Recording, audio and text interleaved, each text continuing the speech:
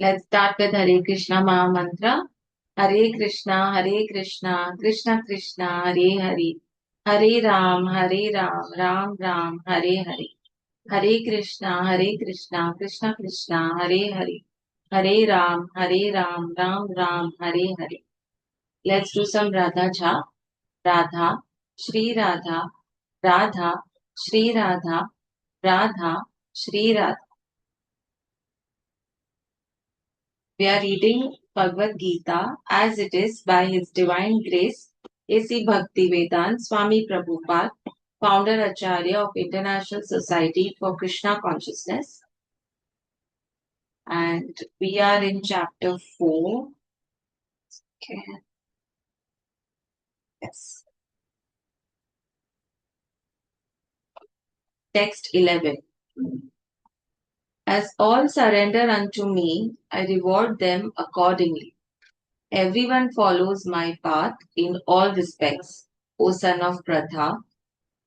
Let's read the purport. Everyone is searching for Krishna in the different aspects of his manifestations. Krishna, the Supreme Personality of Godhead, is partially realized in his impersonal Brahma Jyoti effulgence and as the all-pervading super soul dwelling within everything, including the particles of atom. Yes. So everyone has realized this partially that we are a part of his Brahma Jyoti, right? We also have that light in us, correct? But Krishna is fully realized only by his pure devotees. Only pure devotees can realize the full Krishna, like what he really is. So realizing that full Krishna is takes time. Like how you realize, it's like an experiment. How you realize the smell of a thing, or you realize the sound of a thing, or you realize how one sound can reach the other sound, how we understand, and therefore we had telephones and now we have mobiles. So like that, it is difficult to realize what Krishna is fully, what all he can do, basically. So consequently, Krishna is the object of everyone's realization, and thus anyone and everyone is satisfied according to one's desire to have him. Yes. In the transcendental world also, Krishna reciprocates with his pure devotees in the transcendental attitude, just as the devotee wants him. Okay. One devotee may want Krishna as Supreme Master, another as his personal friend, another as his son, and still another as his lover. So these friend, son, lover, these are all desires of a living entity, and without getting into that karma cycle, they they desire Krishna to be that because they have this faith that Krishna will be the perfect lover or perfect son or perfect, like how Ram, he had 16 gun, bolte hai na, 16 guns, and he never fell from those 16. He always upheld all 16, right? It's very difficult, very, very, very difficult. But only God can do it, right? So Krishna rewards all the devotees equally according to their different intensities of love for him. In the material world, the same reciprocations of feelings are there, and they are equally exchanged by the Lord with the different types of worshippers. The pure devotees both here and in the transcendental abode associate with him in person and are able to render personal service to the Lord and thus derive transcendental bliss in his loving service. Yes. So they serve the God in it.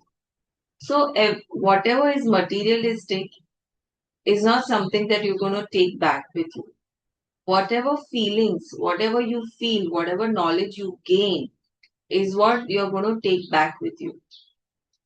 The relationships and everything. So when you start loving everyone who has Krishna, or when you start loving God, you will start behaving in a service mode. You will always want to be there to help people. You will always be there to, make something right. So that commitment comes out of love. So when you do this service to anyone, you will feel as if you are doing service to God. And that's when it reaches also God. Because जैसे बोलते हैं ना, इनको खाना खिला दो, like भूखे को खाना खिला दो, सर्दी में किसी को शॉल दे दो. This is also serving the God, because it reaches God that yes, you loved me because we all are His children, right? As for those who are impersonalist and who want to commit spiritual suicide by annihilating the individual existence of the living entity, so you want to kill your spirituality, you want to kill your soul, and you just want to live like a living entity. Krishna helps also by absorbing them into his effulgence. Yes, वो उनको भी absorb कर लेता है. Because Krishna will also take the bad and he will also take the good.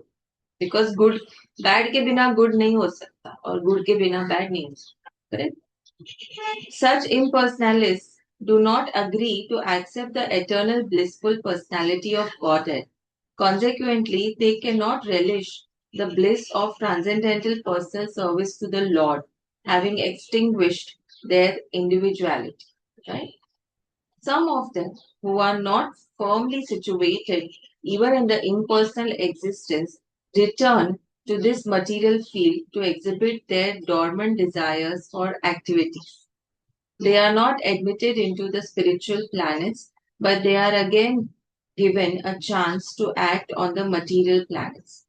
For those who are fruitive workers, the Lord awards the desired results of their prescribed duties as the Yagnashvara, and those who are yogis seeking mystic powers are awarded such powers.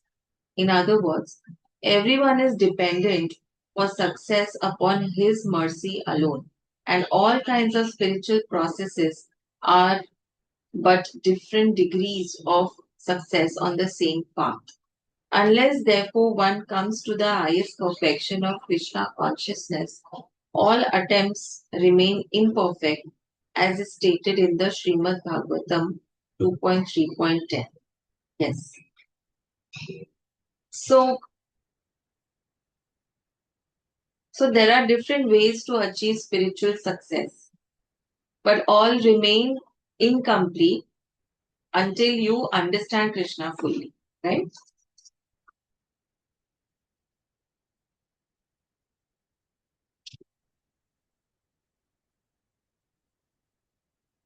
Whether one is without desire, the condition of the devotees, or is desirous of all future results, or is after liberation, one should with all efforts try to worship the Supreme Personality of Godhead for complete perfection, culminating in Krishna consciousness. Yes, this is what is key. Let's move to text 12. Men in this world desire success in fruitive activities, and therefore they worship the demigods. Quickly, of course, men get results from fruitive activities in this world.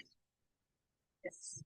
They will get results if they do this. So, what is the rahasya? Okay, if you're giving everything, then what is it? Let's read the purport. There is a great misconception about the gods or demigods of this material world, and men of less intelligence, although passing as great scholars, take these demigods to be various forms of Supreme Lord. Actually, the demigods are not different forms of God, but they are God's different parts and parcels. Yes. So they say that Shiv Bhagwan is a manifestation which arose from God's mind. Like, that's why he can attain that kind of samadhi. You know, God is one, and the parts and parcels are many. The Vedas say, Nityo Nityanam. God is one. Ishvara Parama Krishna. The Supreme God is one, Krishna. And the demigods are delegated with powers to manage this material world. These demigods are all living entities, Nityanam, with different grades of material power. Yes. So all demigods have different kind of material powers. Now you see, it's not material, it's called material powers. They have some powers, they have gained that power, right? They cannot be equal to the supreme God, that is Narayan, Vishnu or Krishna.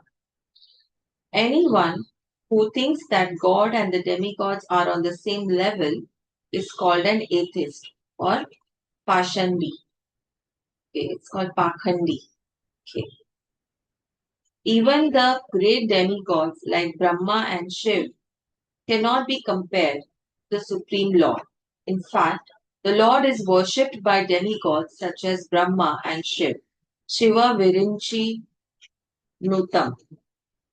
Yet, curiously enough, there are many human leaders who are worshipped by foolish men under the misunderstanding of anthropomorphism or zoomorphism. Ila Devataha denotes a powerful man or demigod of this material world. But Narayan, Vishnu, or Krishna, the Supreme Personality of Godhead, does not belong to this world.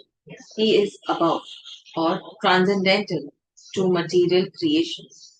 Even Sripad Shankaracharya, the leader of the impersonalists, maintains that Narayan or Krishna is beyond this material creation. However, foolish people, Ratagnya, Ratagnya, worship the demigods because they want immediate results. Like we pray to God for a child, or a good home, or a good money, or whatever. They get the results, but do not know that results so obtained are temporary and are meant for less intelligent people. Right?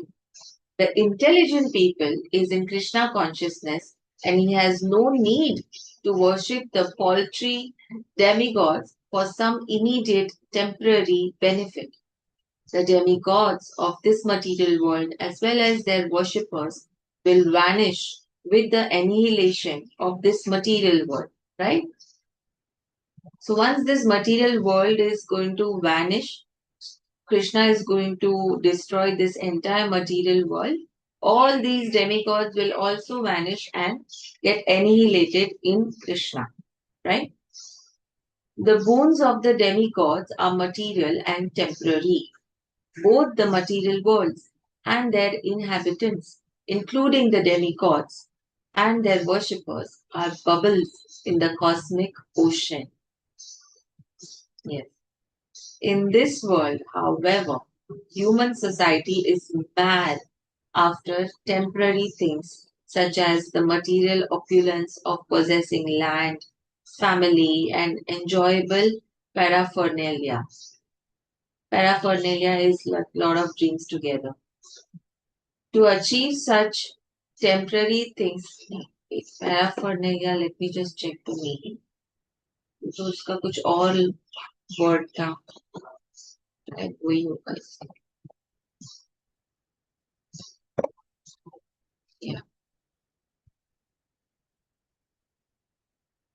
Miscellaneous articles, especially the equipment needed for particular activity. हाँ कि मुझे आप बहुत सारी चीजें एक साथ चाहिए, जैसे कि मुझे आप टीवी दे दो, ये दे दो, वो दे दो, इतनी सारी मटेरियल चीजें होती हैं.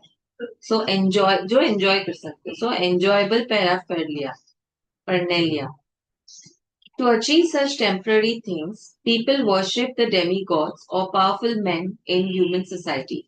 So they have also mentioned they worship powerful men. So क्यों नहीं हम लोग नहीं worship, मतलब we don't worship, but we obviously favor the people who are having power, right? Like if there's a chief minister, you will favor him so that he can grant you something, correct?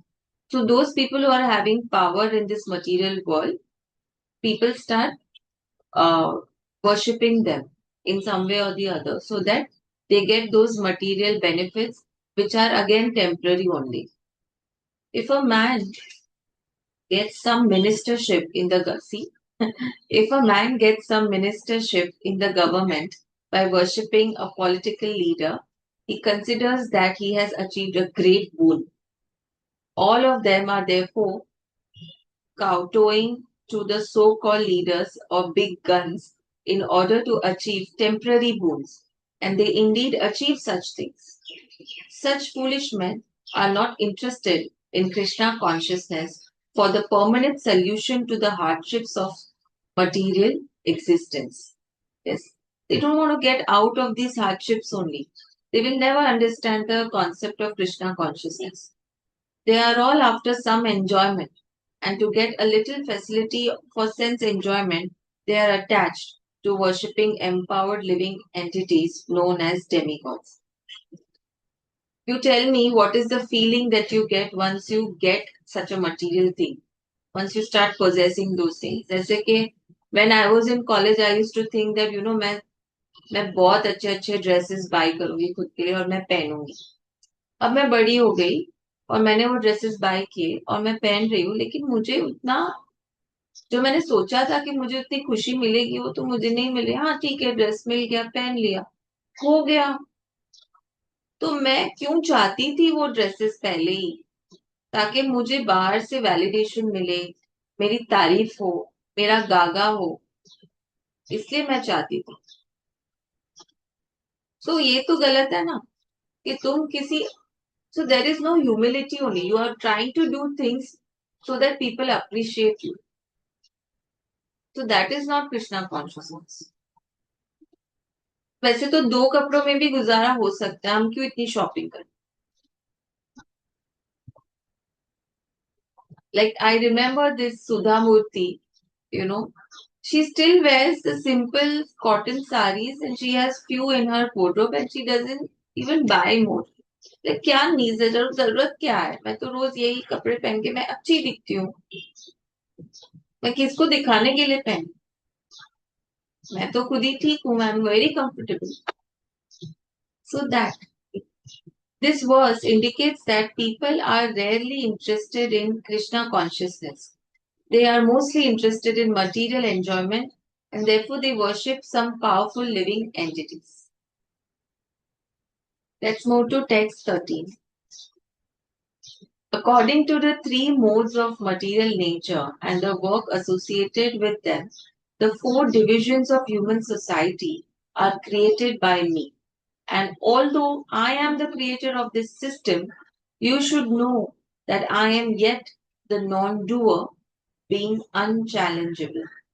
Sorry, unchangeable. Okay, let's read the purport. The Lord is the creator of everything.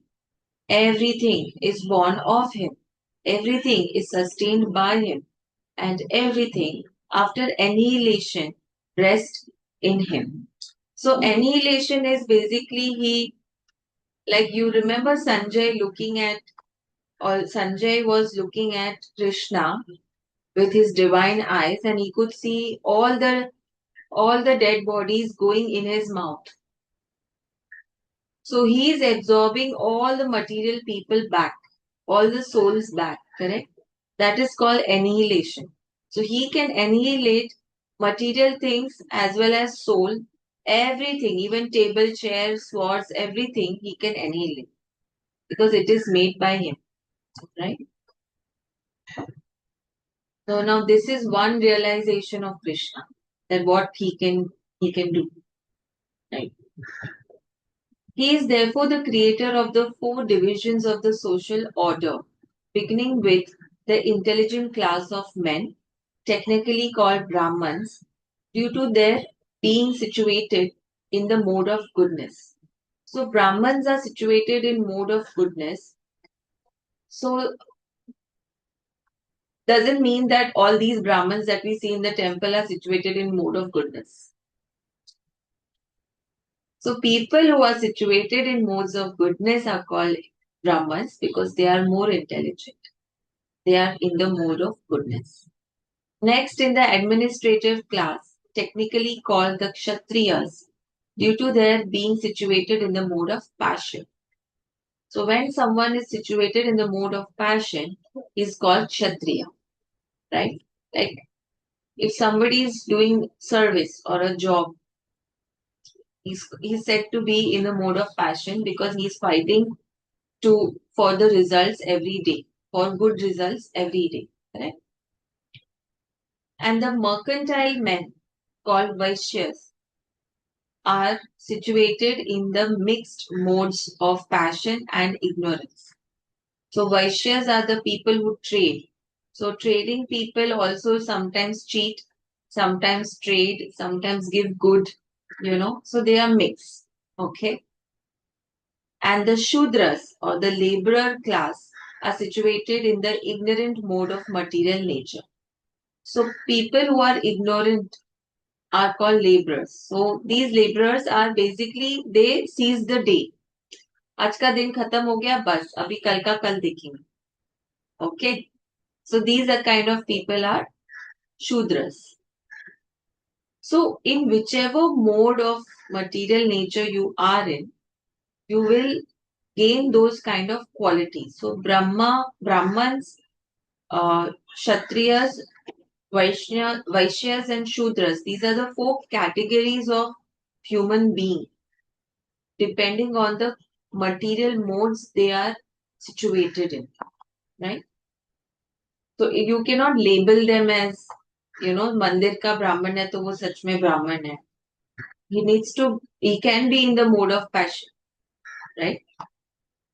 In spite of his creating the four divisions of human society, Lord Krishna does not belong to any of these divisions because he is not one of the conditioned souls, a section of whom form human society, right?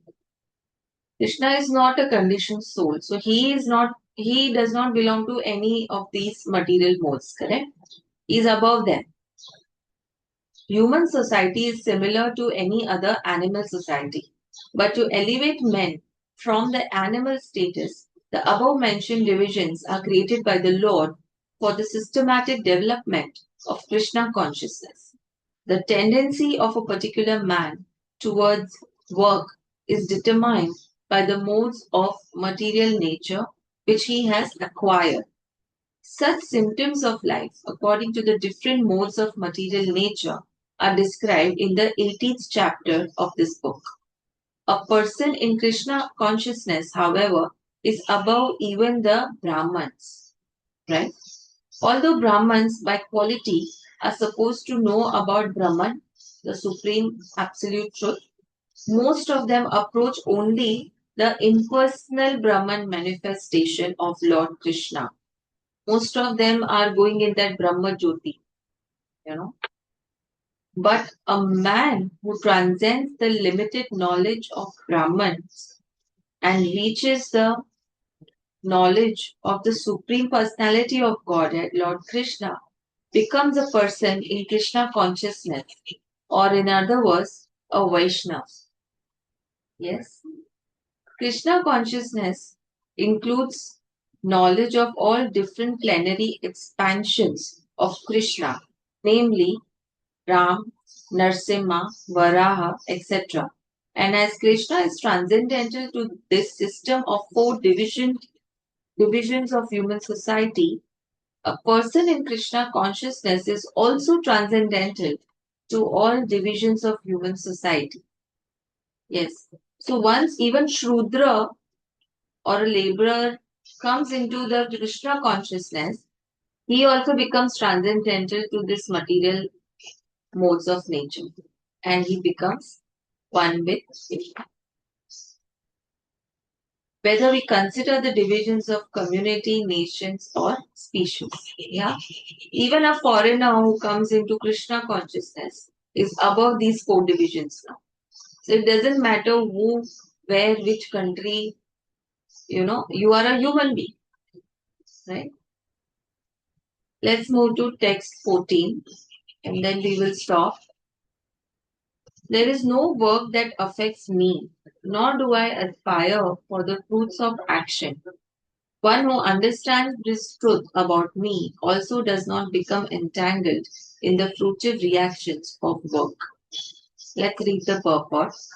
As there are constitutional laws in the material world stating that the king can do no wrong, or that the king is not subject to the state laws, similarly, the Lord, although he is the creator of this material world, is not affected by the activities of the material world. Yes.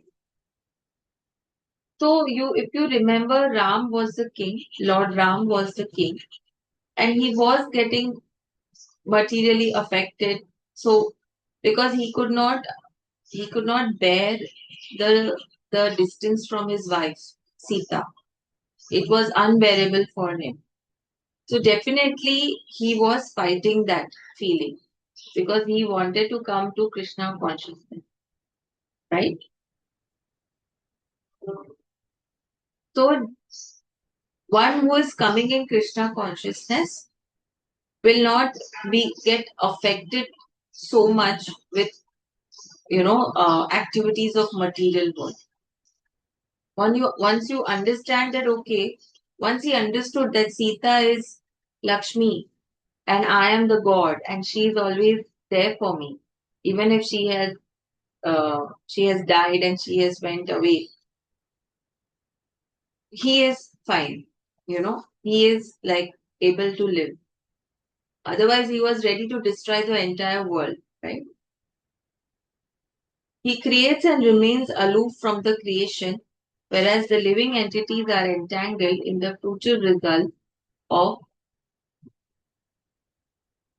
future results of material activities because of their propensity for loading it over material resources. The proprietor of an establishment is not responsible for the right and wrong activities of the workers, but the workers are themselves responsible, right? The living entities are engaged in their respective activities of sense gratification, and these activities are not ordained by the Lord. Yes. You see, these activities are not issued by the Lord that you do this for sense. In fact, Lord does not ask you to do any sense gratification. All the sense should get gratified by service only, not for personal gratification. So हम बोलते हैं ना हमने इनको इतना सारा कपड़े दिए या इतना सारा खाना दिया हमको बहुत खुशी मिली because you satisfied somebody's necessity. That is the real sense gratification, right? वो करके तुम्हें खुशी मिली, right? For advancement of sense gratification, the living entities are engaged in the work of this world and they aspire to heavenly happiness after death. The Lord, being full in himself, has no attraction for so called heavenly happiness. There's nothing called स्वर्ग जैसा सुंदर या sir स्वर्ग में रह रही हूँ ऐसा नहीं है. यहीं पे है सब स्वर्ग और यहीं पे है नर्क. हम ही बनाते हैं उसे. The heavenly demigods are only his engaged servants. The proprietor never desires the low grade happiness such as the workers may desire, right? The proprietor never desires the low grade happiness such as the workers may desire. He is aloof from the material actions and reactions. For example, the rains are not responsible for different types of vegetation that appear on the earth. Although, without such rains, there is no possibility of vegetative growth. Vedic Smriti confirms this fact as follows. We are going to now we will read the verse in quotes. In the material creations, the Lord is only the supreme cause. The immediate cause is material nature, by which the cosmic manifestation is made visible. Right? I'll repeat. In the material creations, the Lord is only the supreme cause. The immediate cause is material nature, by which the cosmic manifestation is made visible. Yes? सब कुछ है लेकिन हमें नहीं दिखता, लेकिन God's की grace से मटेरियल नेचर खुद को मैनिफेस्ट करते हैं और फिर हमें दिखता है. Right? So material nature will manifest a tree, and now we can see a tree. Right? The created beings are of many varieties, such as the demigods, human beings, and lower animals, and all of them are subject to the reactions of their past good or bad activities. The Lord only gives them the proper facilities for such activities. So God makes these arrangements and facilities so that we can do those, overcome our past karmas. Correct?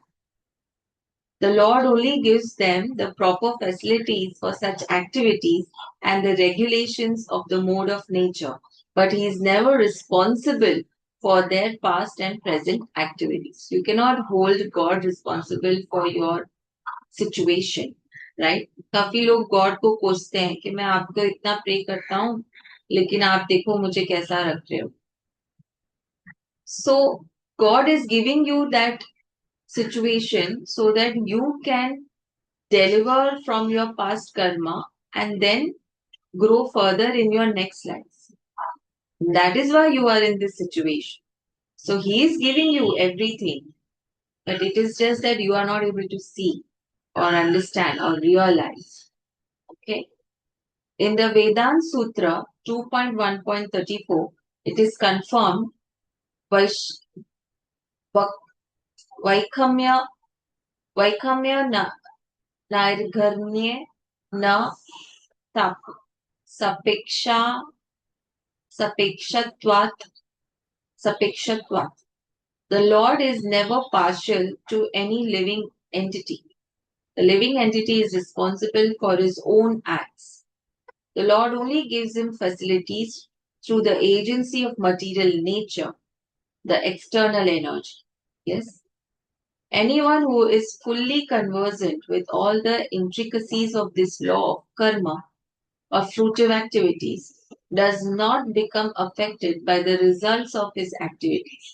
In other words, the person who understands this transcendental nature of the Lord is an experienced man in Krishna consciousness, and thus he is never subjected to the laws of karma. One who does not know the transcendental nature of the Lord and who thinks that the activities of the Lord are aimed at fruitive results, as are the activities of the ordinary living entities, certainly becomes entangled himself in fruitive reactions.